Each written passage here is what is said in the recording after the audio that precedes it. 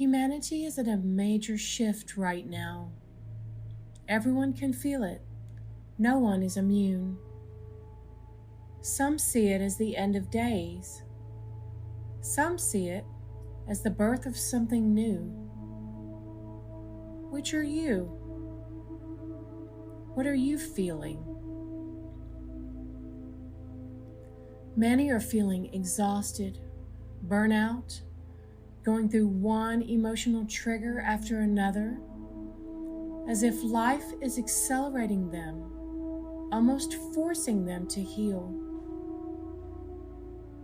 Many are feeling isolated, lonely, grieving the loss of friends and/or family members who have either passed or who are no longer a healthy fit or influence on you. Many are experiencing life at a faster pace. It seems like our lessons and initiations are quickening, and our personal growth is exponential. Many are going through massive life changes at rapid fire rates. Many are facing old trauma, patterns of belief and programming that have been repressed or denied for sometimes decades. Some observations I'm making right now. I've noticed there's a growing polarity between opposites. What do I mean by that? Well, it's the age-old story of right versus left, Democrat versus Republican, male versus female, good versus bad, rich versus poor, empath versus narcissist. You get the picture. The old way of relating to others just isn't working anymore. How are we to get along or get anything done in this world if everyone who doesn't share your opinion or worldview is an enemy? And how do we actually love our enemies if we see them as the problem? I've noticed many systems of our society we thought were too big to fail are in fact crumbling before our very eyes. I've noticed fear-mongering and escapism are at an all-time high. I've noticed that the institutions we once looked to for guidance and insight are demonstrating themselves to be out of integrity with a life and with the natural world and with spiritual kindness and maturity. I've noticed many positions of leadership and power consumed with lust for power and greed. Those who are supposed to protect now violate.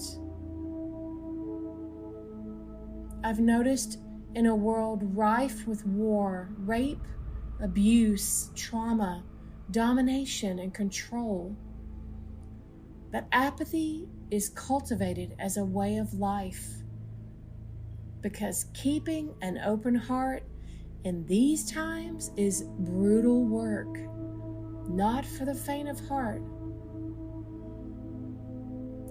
What are we to do amidst such calamity and change? Well, I can only speak for myself. I have a trust in a higher power, in the design of all life, and in the unfolding blueprint and story of all creation that tells me that everything that needs to be shaken is. That everything that is out of balance, the forces of nature and the intelligence of life will rectify. That everything that stands in the way of perfect love and the expression of heaven on earth will be challenged, must be faced, felt, accepted, forgiven, surrendered, healed, and be returned to Source. This trust does not come from belief, but from surrendering my need to believe. It comes from being forged in the fire of my own crucible.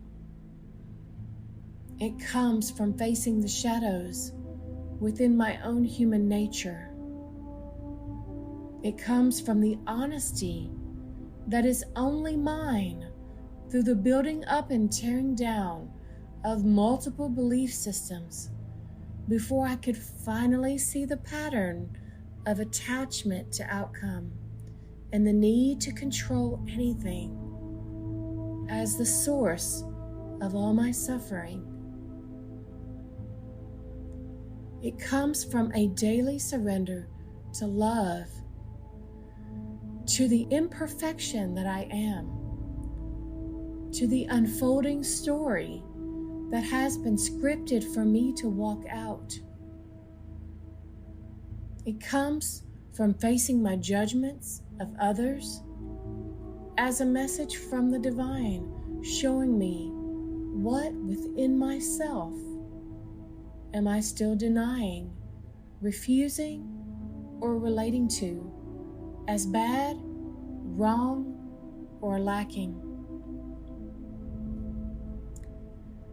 It comes from realizing that in order to truly trust God, I have to also trust the perfection of every moment unfolding.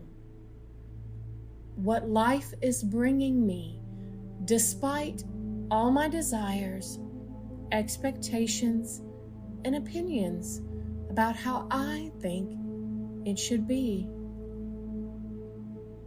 It's about allowing myself to be wrecked, gutted, purged, destroyed, and then remade in the image of the love that made me, again and again and again.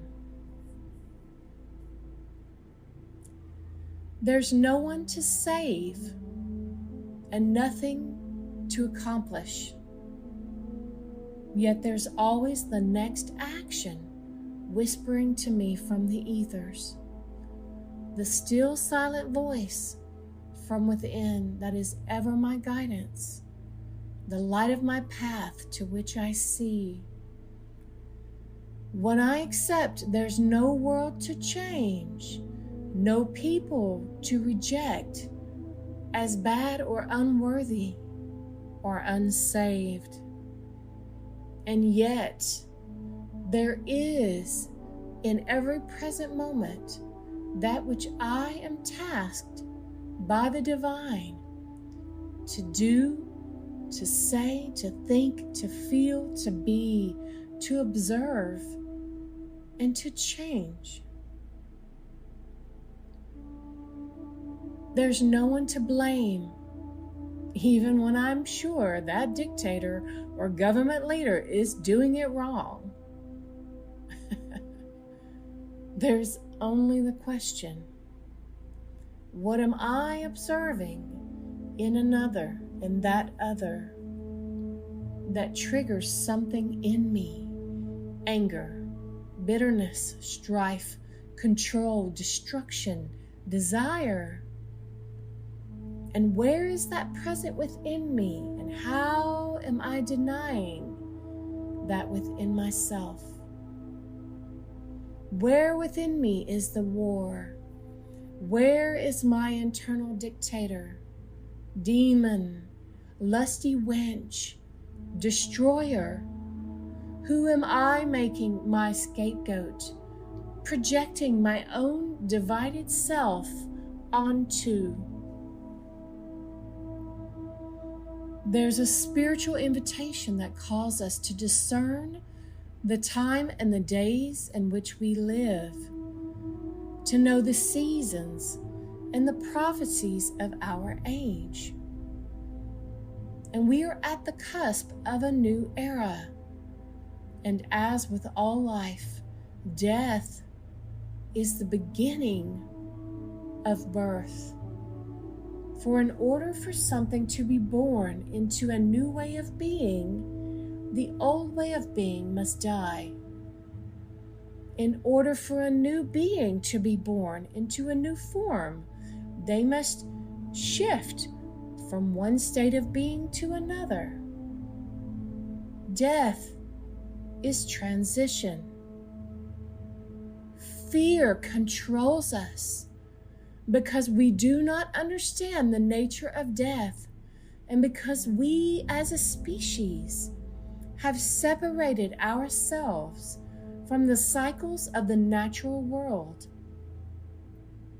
We are not and have never been separate, not from the world, not from nature, not from spirit, not from God.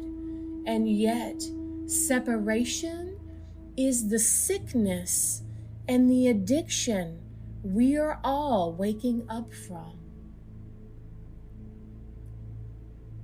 The very changes all around us are the decay and falling away of everything that cannot remain as humanity moves into a higher frequency of love.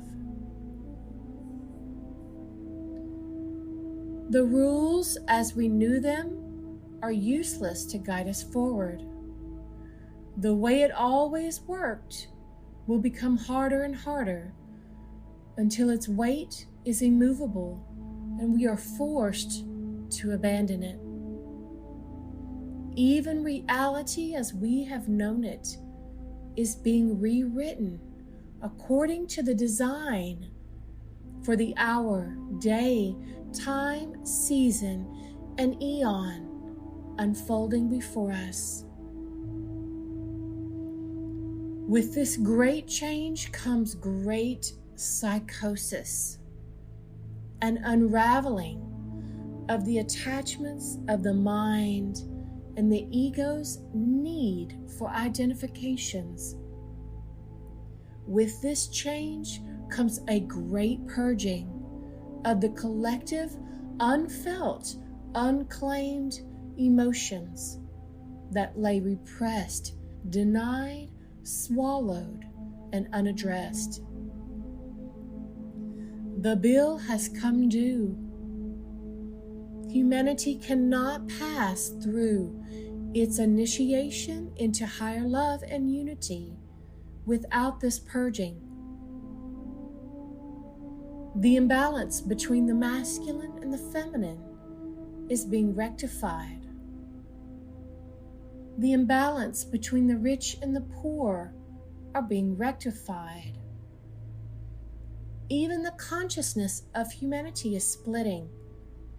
Those souls who are ready to ascend forward on their path of learning through love instead of separation. And then those souls who are still wanting and needing to learn from fear, division, strife, control, and polarized thinking. Those who still have lessons to learn from separation, who are not yet ready to step into the remembrance of oneness with God and all that is. And to think that we would judge such a thing, as if God would judge a kindergartner for not being at the level of maturity and awareness that a college graduate is. Ridiculous.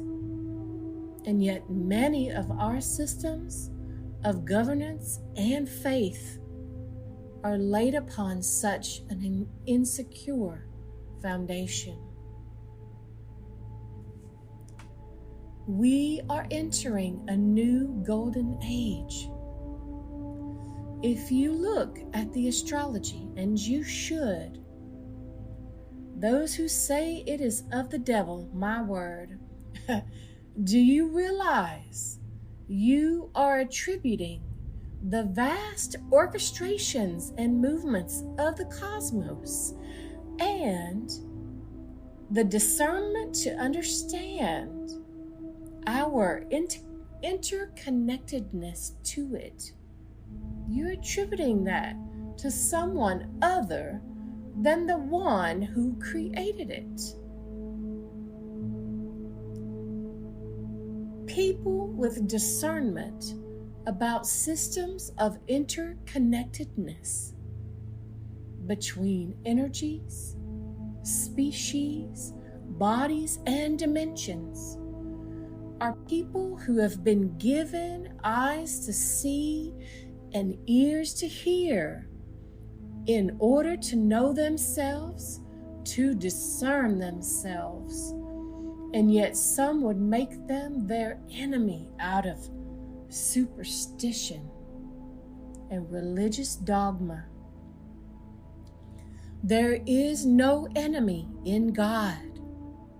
All is one. All is unified in Christ. All mind is one mind.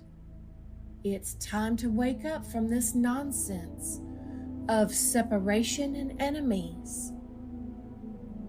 God is love. Love is God. Love is all there is. God is all there is.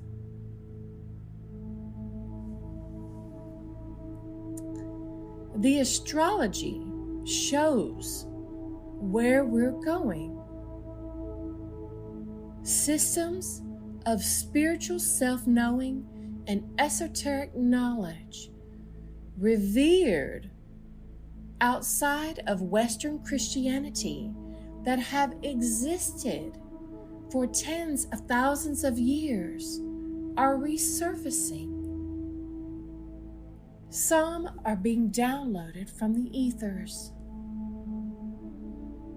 There are new prophecies for a new time.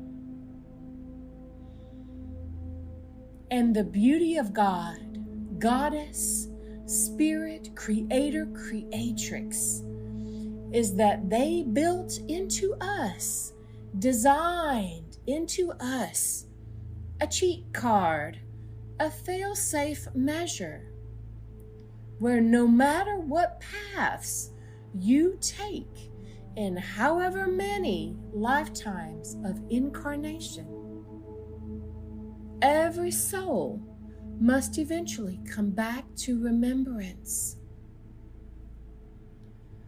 Those who are starting to remember their inherent connection to God and life are going first. They're not special or better. Just like in the illustration of the kindergartner and the college student, all souls are exactly where they're supposed to be in every present moment, beyond our incessant need to control it or understand it or explain it or define it or reject it. This is how all roads lead to the same destination.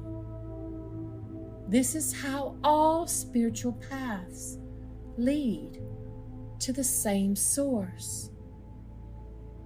Your belief is not required for this to be so, or for this to be your unfolding journey. It just is. Love will have its way. Darkness is light that has forgotten where it came from. Evil is that which is identified by its separation. Light has never been in danger of being overtaken by darkness. The designer is infallible. The design is perfect in its journey of humanness and imperfection. every flaw written in, every misstep rerouted, every defect made beautiful. We are all children of the light. Those who behave the worst are those furthest away from this remembrance and in great need of grace, not punishment, to remind them of who they are. Where sin abounds, grace abounds. There is no enemy to defeat except the one in your own mind. It is you creating the separation within you, and yet it is all by design and unfolding exactly on time. And that is hard for us to accept because we so desperately want to fast forward through space and time until we are at a place of remembrance, of peace within ourselves, of what it means to be saturated in the love of all that is. Those who will be leading soon are those who have been last, and those who have been first will be humbled. Their ways will not work anymore. Those who will be leading soon are those who have turned inward and continue to connect with their own direct knowing, direct from God, awakening their intuition, seeing, hearing, knowing, sensing. Those going first are those who have integrated their shadows and accepting their darkness back into the light.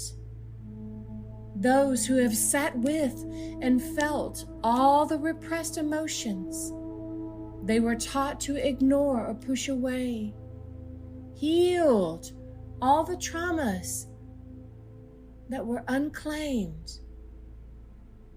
The more you feel, the more you heal, and the more space opens within you, and the more light that pours in and anchors in your very body.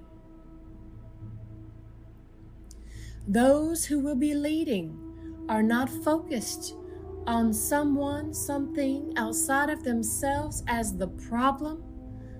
They are healed enough to not be triggered by the projections and traumas of others, or at the very least aware of them.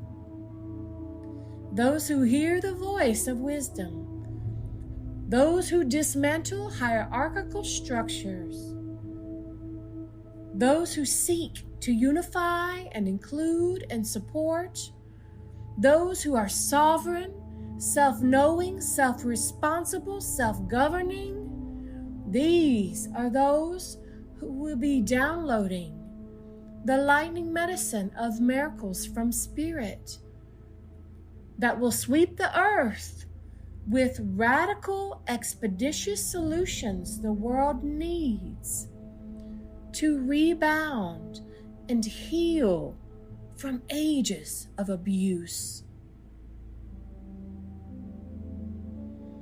The path to self-awareness is knowing where you are on the ascension ladder, and yet learning to treat everyone with the same level of respect and honor, despite where they may be in their soul's journey. And those who seek to govern or rule, to control others from a belief that they are too stupid, too ignorant, or too lost to do so themselves. Those who seek to impose their will upon another, rather than uplift, encourage, love, and support that person's own remembrance of their own sovereign will and ability to self-heal. Those old leaders will not make it in the days, years, and decades to come. And thank God for that.